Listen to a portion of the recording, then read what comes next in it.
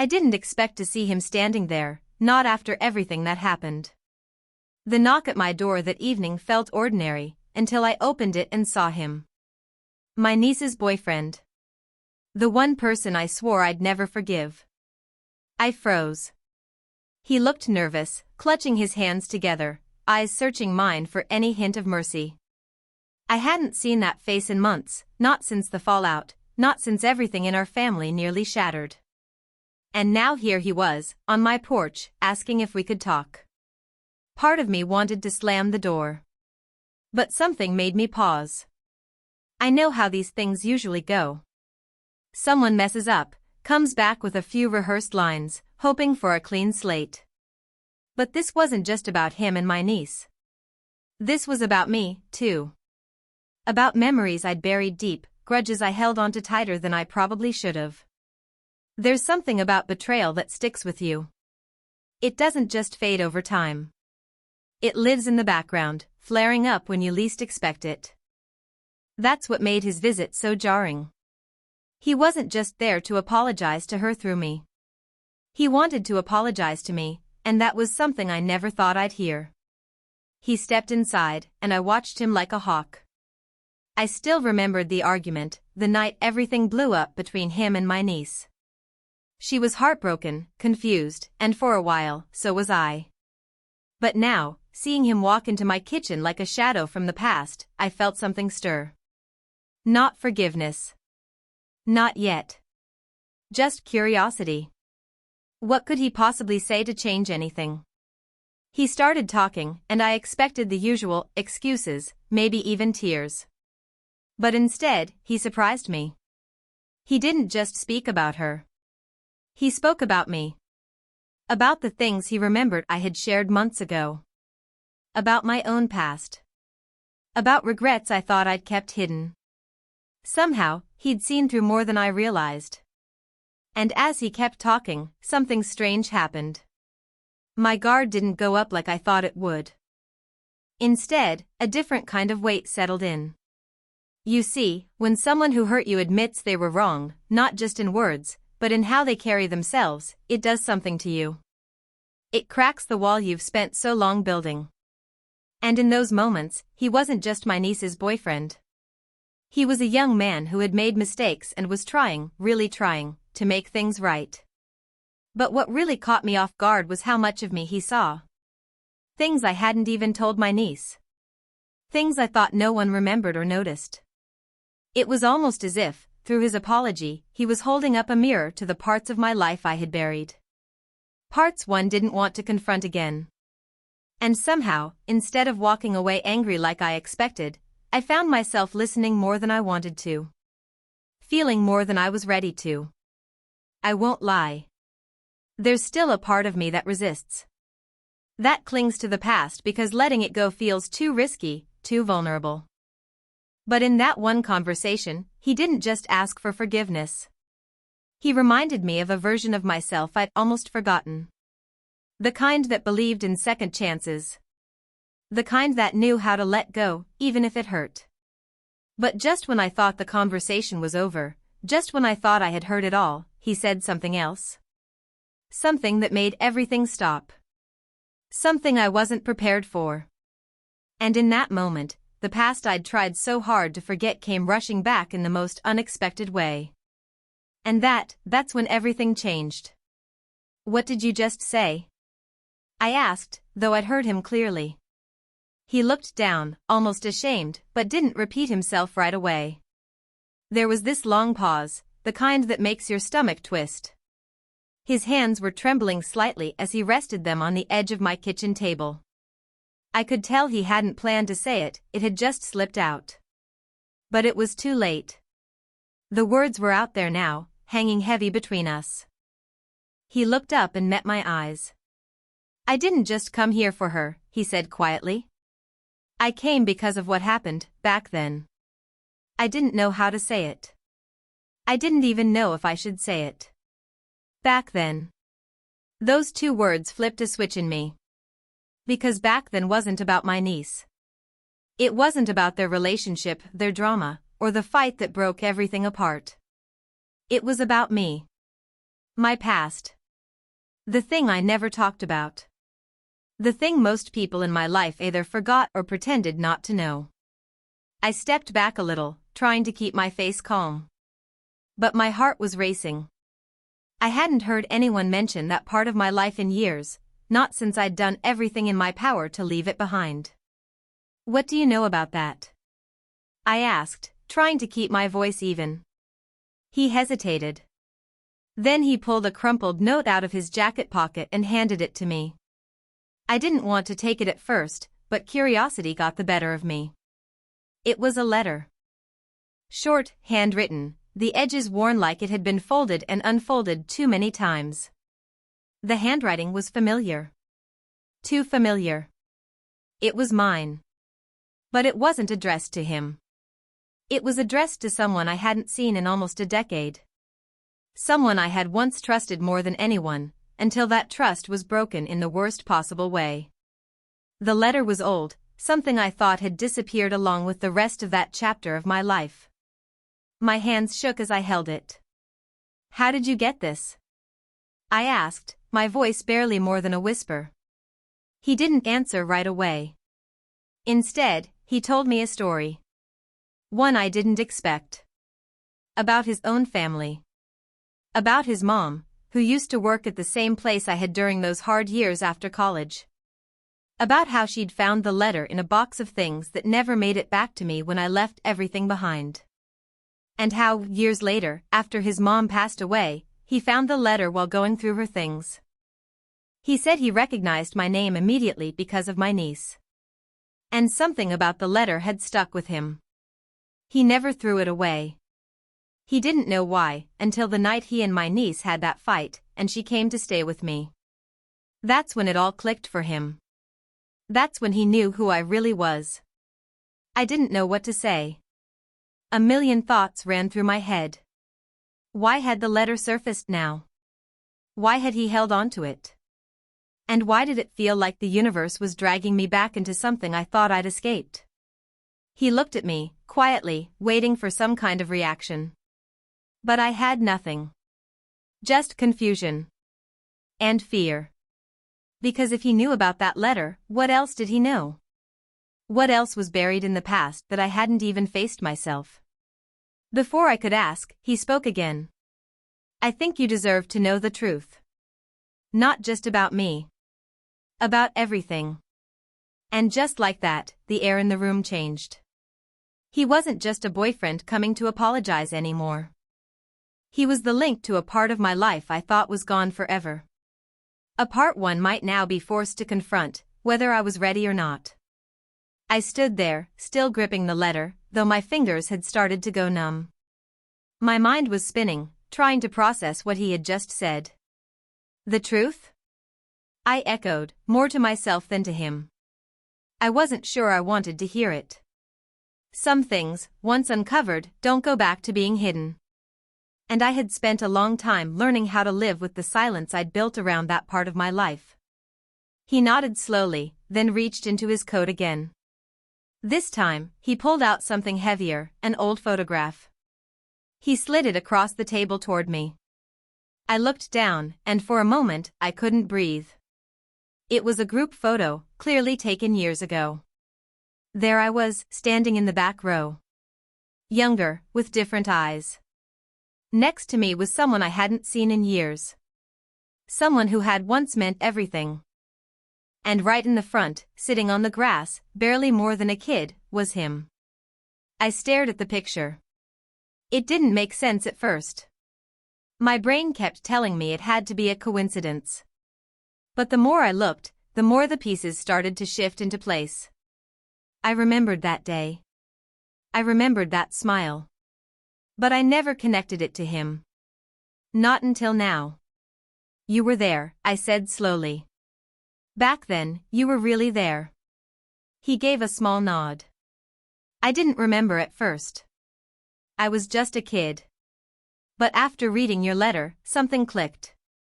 Then when I saw this picture in my mom's things, I knew I had to tell you. I sat down. My knees felt too weak to hold me anymore.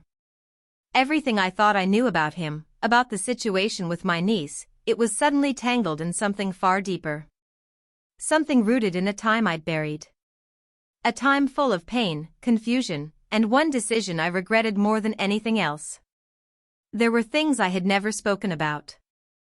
Things that happened during those years when I was just trying to survive. Relationships that ended without answers. Friendships that collapsed under the weight of secrets. And now, somehow, this young man sitting across from me was tied to all of it. He wasn't just part of my niece's present, he was a thread connected to my past.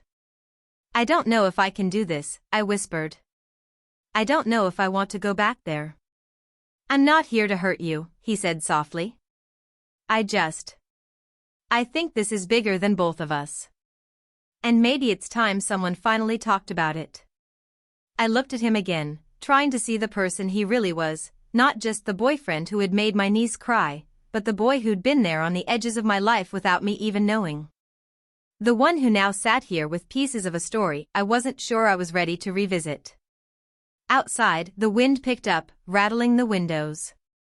It was as if the house itself was holding its breath, waiting for whatever came next. And so was I.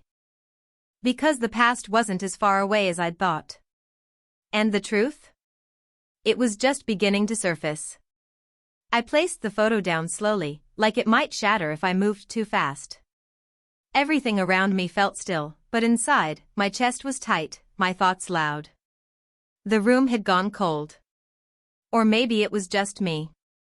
The letter, the photo, the memories, they were all coming back, pulling me deeper into something I thought I'd locked away for good. He was quiet, letting me process, but I could see the tension in his jaw, the way he kept shifting in his seat. He wasn't sure how far to go. I wasn't sure I wanted him to go any further. I remember him, I said finally, my voice barely audible. The person I wrote that letter to. He disappeared. No goodbye. No explanation. Just gone. His eyes didn't leave mine. He didn't disappear, he said. He was forced to leave. Because of what happened. Because of what you saw. I felt my whole body stiffen. My heart dropped, and for a second, it felt like the walls were pressing in. He knew. He really knew. That night. The secret. The moment that changed everything. The one thing I'd never told anyone, not even my niece. I had witnessed something I was never meant to see. And it had cost me more than I ever admitted. I stood up, trying to steady myself. Why now? I asked. Why are you telling me this now? He looked down again, then back at me with a seriousness I hadn't seen before. Because it's not over. Because the same thing is happening again, and she's in the middle of it. Your niece. I froze. What do you mean? He hesitated. There are people from back then, they're still around. Still connected. And if we don't stop it this time, someone else is going to get hurt. The air felt heavy. My pulse was pounding. I wanted answers, but I was scared of what they might be. All I knew was, whatever I thought I had buried wasn't staying buried anymore. And this time, walking away wasn't going to be an option. I stared at him, the weight of his words sinking in like cold water. People from back then?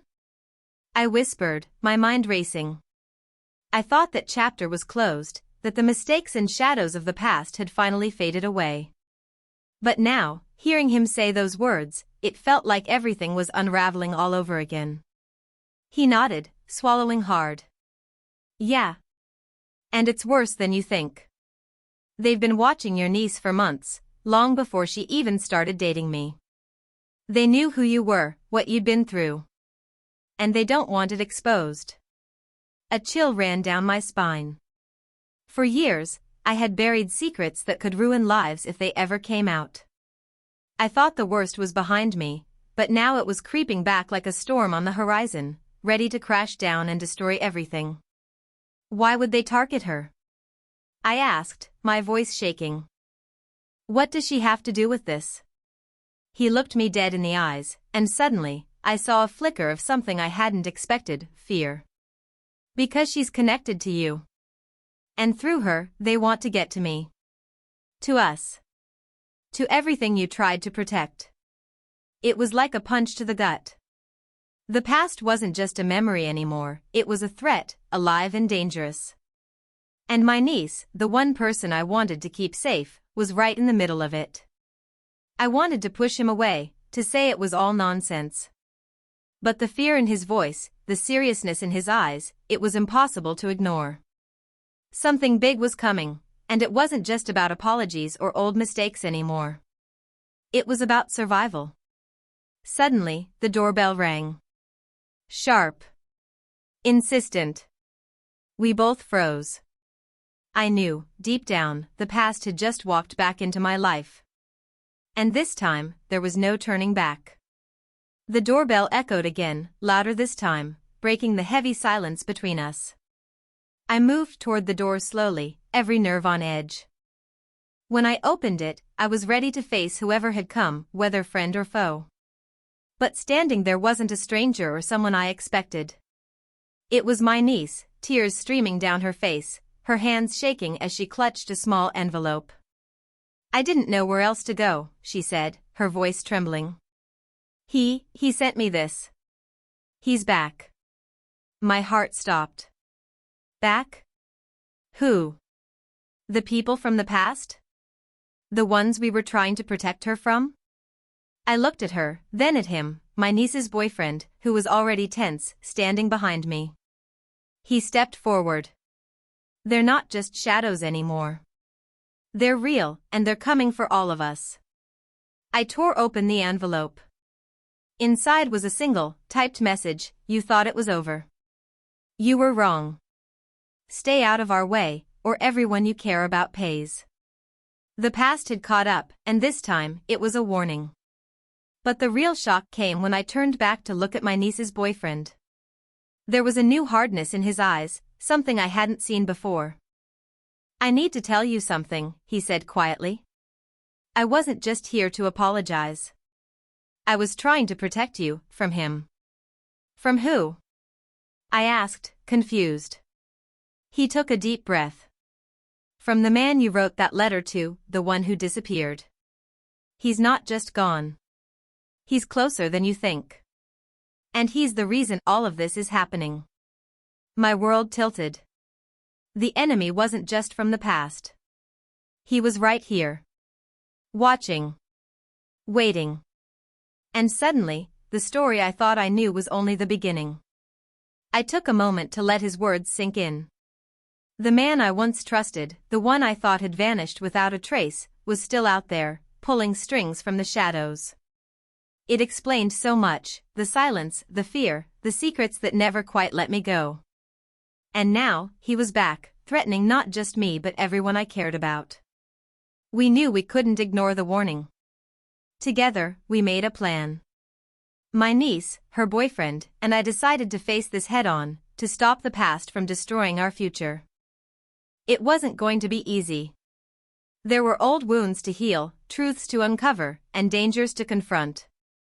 But for the first time in a long time, I didn't feel alone. In the days that followed, I opened up to my niece about the struggles I'd buried for years, the mistakes, the pain, the lessons. She listened without judgment, and I realized how much healing came from simply sharing the truth. Her boyfriend stayed by my side, no longer just an outsider, but a partner in this fight. The man from the past tried to make his move, but we were ready. What started as fear turned into strength. We found allies, uncovered the lies, and finally put an end to the threat that haunted us. Looking back, I understand now that the past doesn't just disappear, it shapes us, teaches us, and sometimes forces us to confront what we fear most. But holding on to anger or hiding secrets only traps us. Forgiveness, courage, and honesty are what truly set us free. So when my niece's boyfriend came to apologize, he didn't just help me forgive him, he helped me forget the pain and start living again. 2.